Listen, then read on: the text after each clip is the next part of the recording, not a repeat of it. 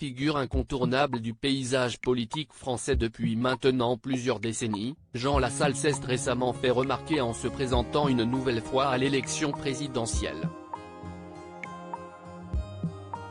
Le député des Pyrénées-Atlantiques a réalisé un score honorable, étant donné qu'il a été éliminé au premier tour avec un peu plus de 3% des voix, ce qui le plaçait devant le candidat du Parti communiste, Fabien Roussel, et la candidate du Parti socialiste, Anne Hidalgo. Présent au sein de l'Assemblée nationale depuis maintenant 20 ans, Jean Lassalle avait certifié qu'il serait candidat à sa réélection aux prochaines élections législatives.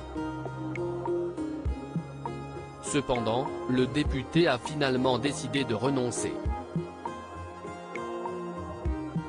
En effet, CIST à l'occasion d'une conférence de presse organisée lundi 2 mai 2022 à Oloron-Sainte-Marie, dans les Pyrénées-Atlantiques, que Jean Lassalle a officiellement annoncé qu'il ne se représenterait pas lors des élections législatives prévues les dimanches 12 et 19 juin 2022.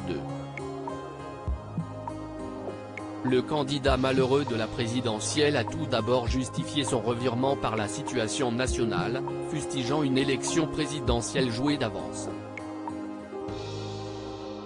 Toutefois, Jean Lassalle a également précisé qu'il devait bientôt subir une opération à cœur ouvert.